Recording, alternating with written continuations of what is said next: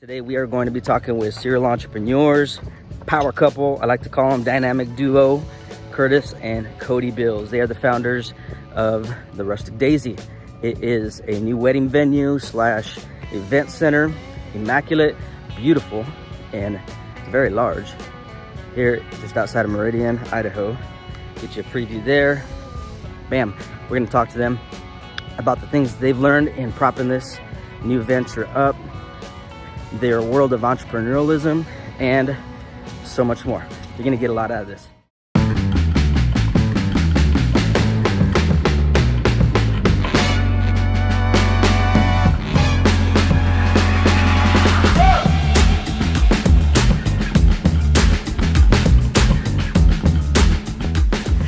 Ladies and gentlemen, welcome to Behind the Business on the Boise Beat. Gordon Smile here, and I'm joined by two of my favorite people on the planet. I like to call them the dynamic duo, power couple, Curtis Bills, Cody Bills. How you guys doing? Good. Thanks for being with us today. Absolutely. Yeah, thanks for joining me. You're the powerhouse. Yeah. And you're definitely our favorite. Thank you. I mean, in those pink shorts, come on. I know. You can't see the pink shorts on camera. So. You can't? Oh, you're looking good. Hey guys, I appreciate you guys taking time with me today, especially on the heels of this phenomenal new venture that both of you guys are on, none other than the Rustic Daisy, right? And we're going to get into a little bit of what the Rustic Daisy is, kind of the purpose behind it and whatnot, but I really want to peek into the mind behind the Bills couple and really like what propelled you to this point, how you did what you did, and how others can kind of glean from that if you would. So Curtis, me and you go way back, right? We go back, I don't know, what is it? 15-ish years or so. I feel old. A few years, yes, exactly. A few years, yeah. Yeah, but I also, it's not years, it's dances, it's parties, it's lessons learned, it's growing together, it's exploring a lot of things over those years, for sure. Yeah, you know, and first of all, for the record, I want to honor you in front of everybody as well. Because Curtis has been a phenomenal person, friend, mentor over the ages, not just for myself, but so many countless people. And so, thank you, Curtis. Gordy, come on. Yeah. We all know, everybody out there, if you've not spent time with Gordy, he's the mastermind behind it all, and is phenomenal and deserves all of the credit. Thanks, bro. Yeah. But and he's a phenomenal father and member, man of faith, and incredible. If you need inspiration, I don't even know where to look, but I'm looking at you. Hey, this is about Curtis. This is about you. I know. But if you need a little pickup, this guy right here. We used to meet at Denny's at night, but Denny's is shut down, right? Yeah, they actually tore the place down. Yeah. It kind of. Or they're tearing it down. That's a sad thing, but that's where a lot of our genius came from, huh? Well, Denny's. Absolutely. And you guys, I consider you geniuses in what you do, because you're serial entrepreneurs, so I would consider you too. You guys always got something cooking, and you guys are going 1,000 miles an hour, and somehow, some way, you managed to pull it off.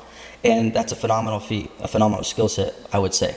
And so, Curtis, let me start off with you and just ask you, your background from corporate America, taking a leap from there because you were there for quite some time, and you decided to take the leap ultimately and start your own venture, the Rustic Daisy being one of those. But before I dive into that, talk to me about what the Rustic Daisy is. Yeah, so the Rustic Daisy is Treasure Valley's premier venue, but it's a lot more to that to us, obviously, and we hope that the community can also get that same experience and feeling that it's a venue, it's a place we've put our heart and soul into, but it's really a spot for the community.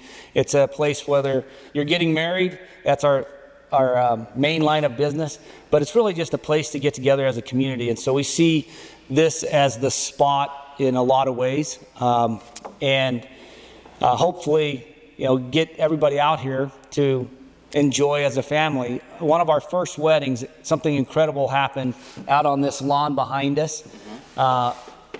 During the wedding ceremony, not at the ceremony itself, but just that night, kids were being kids out on the yard. Anything from playing Red Rover come over to like standing there and slapping each other's hands and just doing all that old America stuff.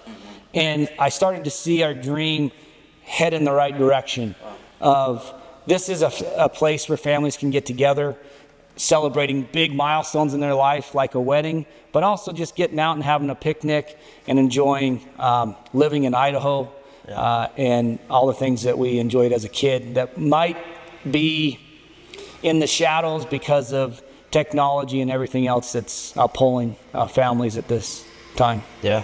So Curtis, let me ask you about the jump from corporate America into entrepreneurialism, right? Well, you've been doing stuff on the side forever, but nonetheless, you took a pretty big jump from where you were at just a couple years ago into doing what you're doing now. Can you just unpack for me some of the lessons that you learned from that world and how you adapted that into this venture that you're currently doing? Yeah, for sure.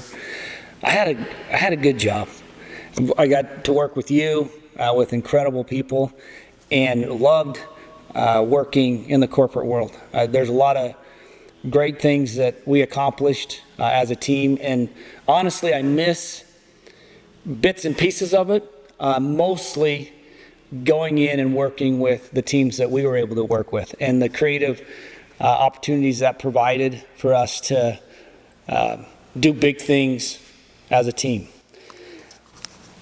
When I started to make the decision to say, okay, let's go do something different, I wanted to start being a little bit more uncomfortable. And I did that internally within the company to take on different roles and responsibilities, and again, had some incredible experiences and opportunities.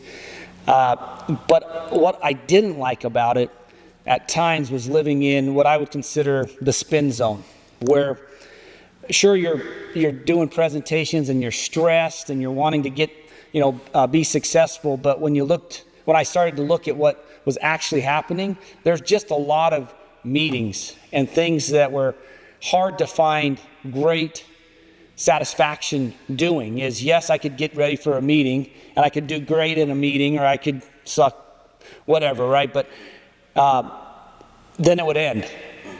And there was nothing tangible that I could then go home and show my family to be like, oh, Dad had a good day, right? Or, and I started thinking 5 years down the road of saying, okay, what could I hand off to my kids, or maybe 5-10 years? What can I do to get them involved? And there was really not a clear path for me to say, okay, I'm going to be able to get you a job. We'll be able to work side by side, and we'll be able to build something together.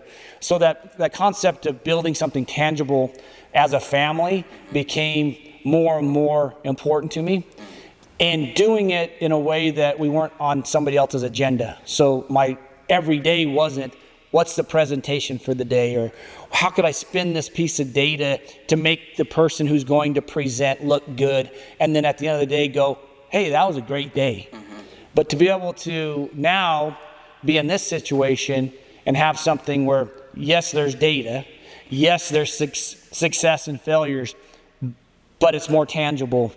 And as I put my thoughts together around why I would leave such an incredible team, an incredible job, to get to this point, that's where I feel like it at least comes into a little bit more clarity for me of why I would make such a big move.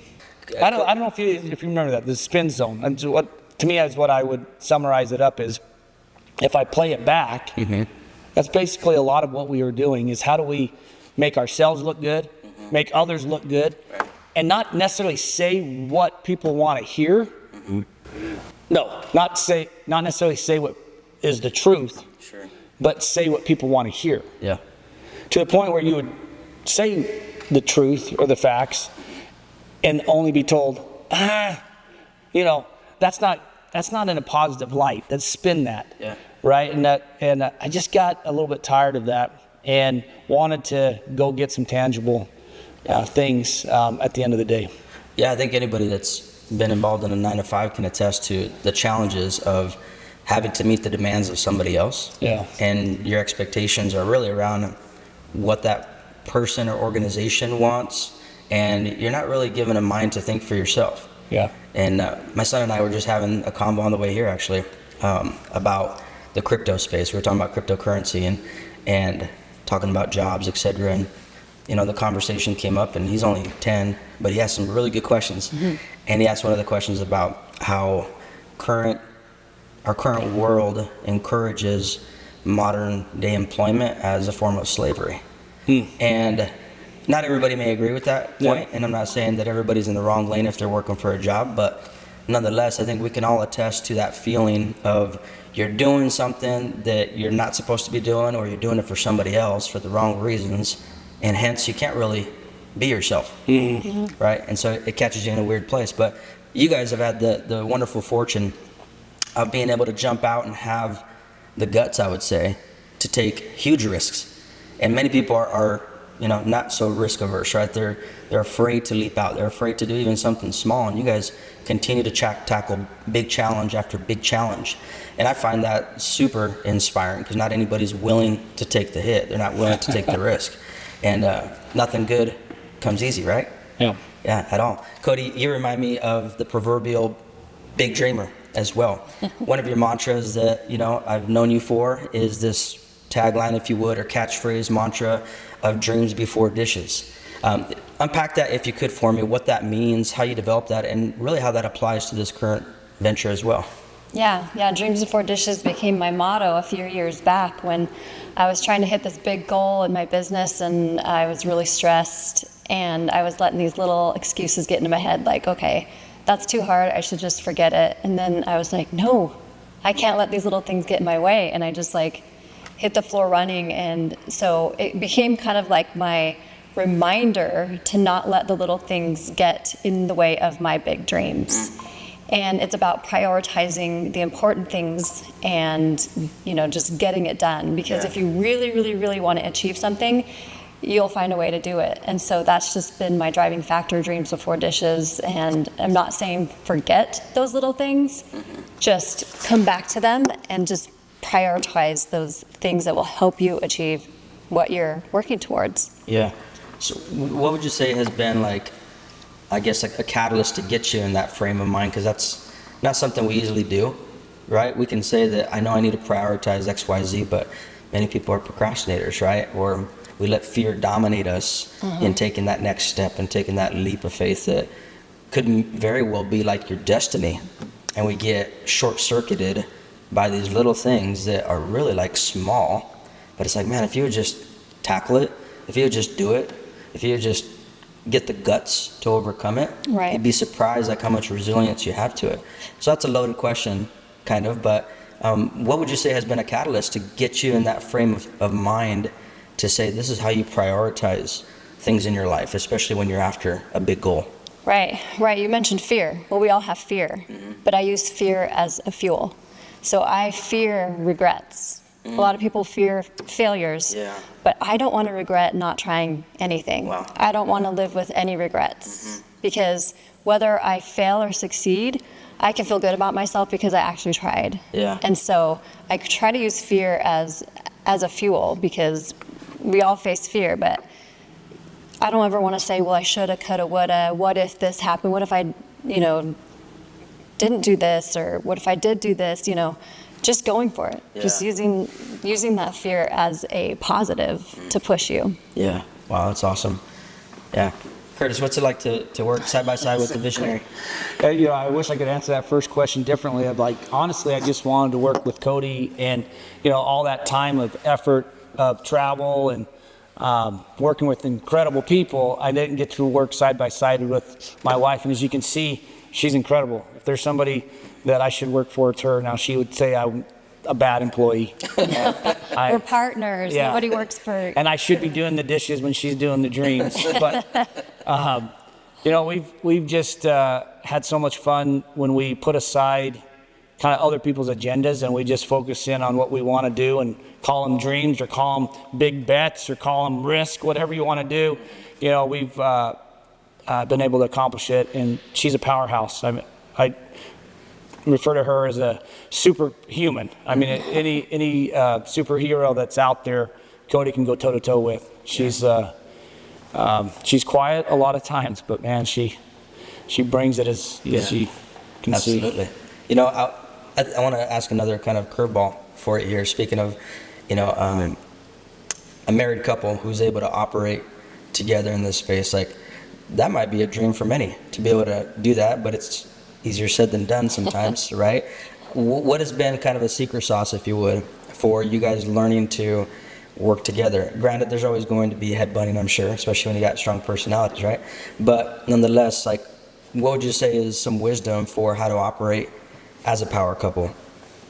Well, it's kind of the irony in a married couple building a wedding venue together. That's the true test of marriage and of partnership. A lot of patience is required. A lot of patience required with each other, you know, because we're both natural leaders, and we both want to take that lead role. We, you know, have big ideas. It's like compromising and figuring it out together, and not killing each other at the end of the day. What comes to my mind is a little hole in the boat. I'll freak out and think we're sinking and fall apart and have an adult meltdown more than you ever see a kid have a meltdown. Cody, she's calm, persistent, resilient, and just keeps us moving forward, regardless of me fully crying, screaming, on the floor, pounding.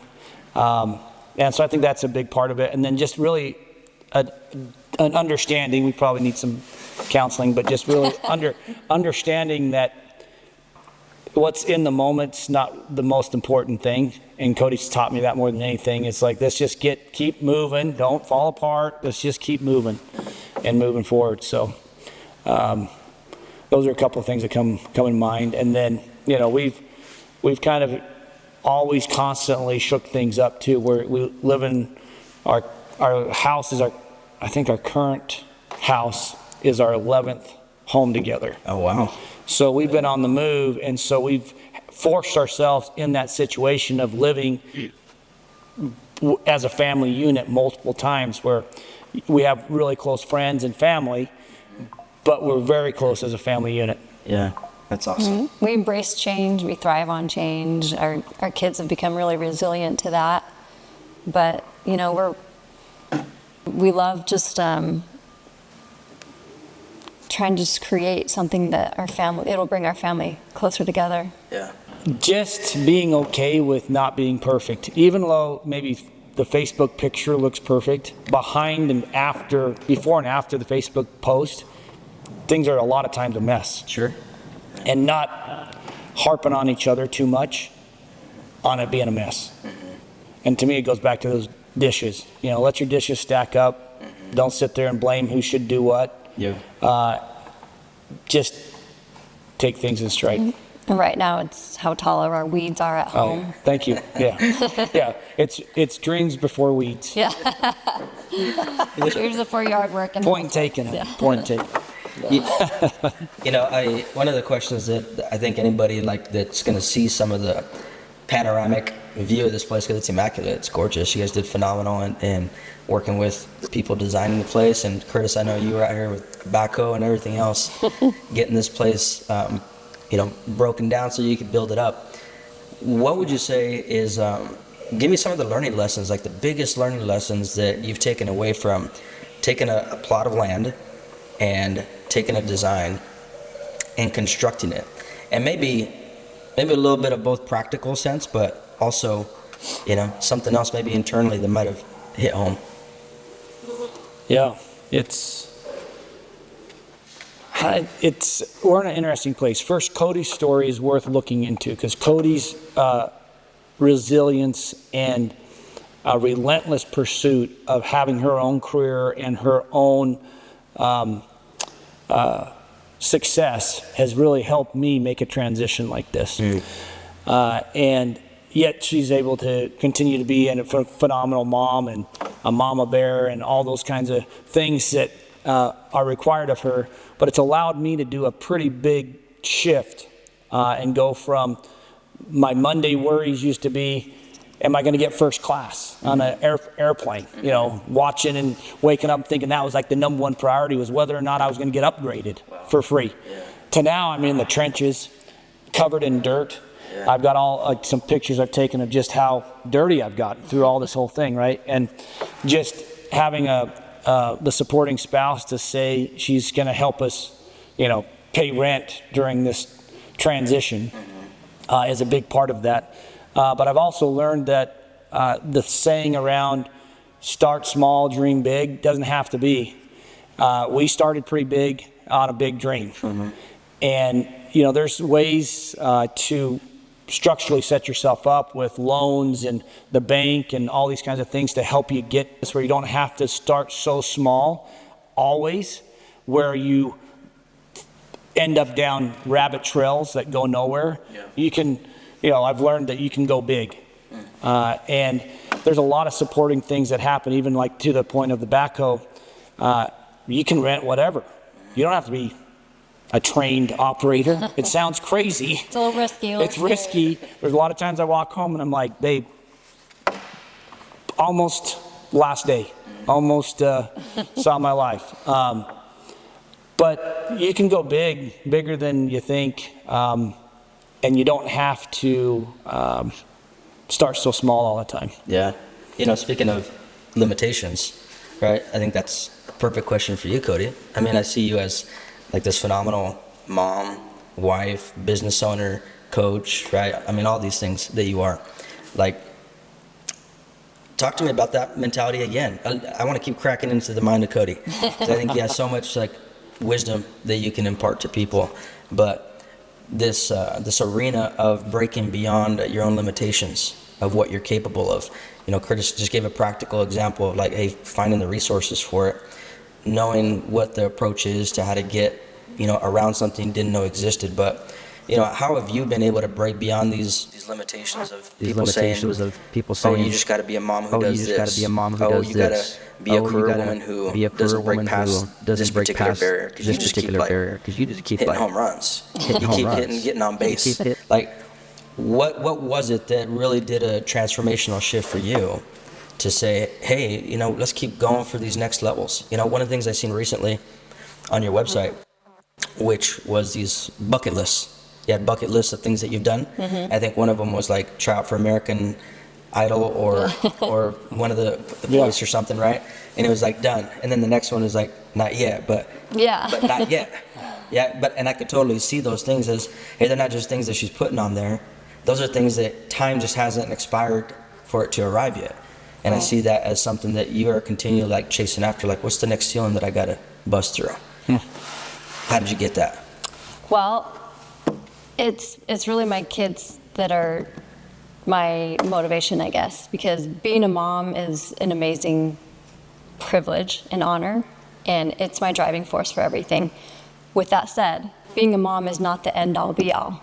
You can be a mom and still have it all, because I think it's important for women to have that space that pushes you, that challenges you, all while you're being a mom, because you can incorporate your kids and your family structure around it. It's about prioritizing, but it's also prioritizing your happiness, using your talents, developing new talents, helping others, and just going for what you want. Like, again, my motto, dreams before dishes, you can't let the little things get in your way. And it's not easy, but you can do it. You can be a mom, you can be there for them, but you can also go after for what you want. And it just takes a little bit of balancing, trial and error. I mean, things don't go smoothly all the time. It's hard. It takes a lot of hard work, but there's power in staying busy. In fact, the most successful women are the busiest women. It's when you become idle is when the depression creeps in. It's when the self-worth leaves and you start questioning, what's my purpose? What am I doing? Yeah. So just finding those things to stay busy while not sacrificing the time with your family is what really drives you to do what you want to do and what you want to contribute to the world. I would jump in and add maybe two things. One, I think Cody's done a great job on showing me you can't look at work or commitment by hourly wage or something, right? So you're looking and say, oh, that took, if you calculated all your time, that would only be 5 cents an hour, right? And so then you, as a spouse, jump in and say, that's nuts. What are you doing? That, and you apply your kind of like that ego in your mind of like, well, what are you doing to start your own business, or what are you doing to pursue this? And you start shooting down, and it's places I've been before. I'm not saying I'm not perfect there, but if you start to rationalize that, hey, what you're going after equates to like $4 an hour, what are you doing? Right? But if you look at a big picture and say, okay, let's build this together, and you're more worried about the dream, then who cares about how much it costs? if you're working together, because then it is family time, right? Our boys, as you know, I mean, you've helped our boys in a lot of different things and helped them on their own personal journeys. We feel a part of their journey. So call it parenting, call it, building a business, all of us together, I think help pull that off as well, all those demands. Well, talk to me about the architecture of the Rustic Daisy and some of the amenities. We got to get into that, because if anybody's listening to this, just hearing the conversation of the minds behind the venue, I think that's enough to come and check it out personally. But they're going to check out photos, they're going to see some video footage of this place. But talk to me about some of the amenities that make this such a wonderful place for somebody to utilize, whether it's for a wedding, a corporate event, private party, photography, etc. Yeah, well, a lot of people, it seems to be like the thing to be married in, like a barn, in a country setting, in a farm. And so when we saw this property that was for sale, we've been wanting to invest in land, and then we came up with the idea, well, let's do a wedding venue in this area, because there isn't anything in this area. You have to drive pretty far to get to that. And so I'm like, hey, let's make it rustic, but also very feminine and beautiful, so it kind of like touches all areas. We've got, hard, soft elements, and just masculine, feminine, just kind of all together. And, we had really a lot of fun picking out all these different elements. I mean, we have beautiful lighting, kind of rustic beams, and, farm wood trim. I mean, there's just a mix of all of that. And we just thought it would just be really fun to provide something like this in our area. Yeah. Talk to me about some of the favorite elements that are in the spot. I could pick a couple that I know that you're going to say. Yeah. We started out, we found this place on a tipped over sign in the farm field. Really? Going from our house to a basketball facility to take our kids to a basketball tournament. And I just had that feeling of, I got to stop. Is that a for sale sign? What's happening here? And I started to call and make the connections. And sure enough, it was for sale. And there was a developer that was coming after it, and our neighbor, who's phenomenal, would prefer to do something different besides development. And so started conversations and say, hey, we want to do a wedding venue. Actually, at that time, we didn't even know. No, we wanted the barn. We wanted just to do some investment in land, and then we started to see the charm. And when I say charm, I'm from eastern Idaho, where most farms come with outbuildings that are not necessarily standing tall. They're kind of tired in their appearance, and all of it was here. You have a tin barn, you have out structures, you even have a truck that there's a tree growing through it. Old farm that equipment. People ask me of, like, did you weld that thing around? First, I don't weld. Second, no, the tree grew right through the hood. And as we started to look at this to say, hey, we want to share this with our family, with the community, maybe let's do a wedding barn. And so we tried to do it in the old barn, but structurally it's not there. And so we just decided to go full throttle. As a word of final encouragement to any listeners that are out there, can you guys give me a word of inspiration for the person who's maybe hitting a brick wall in their entrepreneurial journey, or maybe somebody that's in a 9-to-5 currently and stuck right now, and they're just like, man, this sucks. I wish I can go out there and actually chase the dream that I always had in my heart to do, but they're unable to pull the trigger on it for some reason or another. Give me a final word of inspiration or wisdom, if you could, both of you. Yeah. And so 2 words, resources and sacrifice. So chances are there's somebody out there that has done what you want to do. And so go out and research what they've done, what they haven't done. Look for resources. There's always many, many tools and things that you can draw upon to help you, accomplish what you want to do. And then also sacrifice. It's going to take a lot of sacrifice of time, of money, but without that sacrifice, you can't have the rewards. So, just research, get help from people that know what they're doing, and, be prepared to sacrifice some time. Yeah. Don't get stuck. You're in your current everyday, and if there's something you want to do different, don't be okay being that truck stuck out in the field in your own career when you're sitting there and you're just spinning your tires and you're thinking you're getting somewhere. Just take a risk, get your family involved, and look at it as more than just, hey, I want to go make more money. Look at it as a way to get closer to your spouse, pull your family together, maybe solve some long-term family problems, and get started. It's difficult, it's not easy, but getting started's the fun part, and letting those around you kind of rally you. I'll paraphrase my brother in some advice that he's given me a ton of, but in this space especially, is even just like renting equipment, or whether it's digging out ponds or restoring a building or whatever it is that I've never done before, who you're going to hire might be in the same situation. They might not have ever done it themselves, but they've just taken that chance to get started, and they're going to use your project to do it for the first time. So you might as well do it yourself.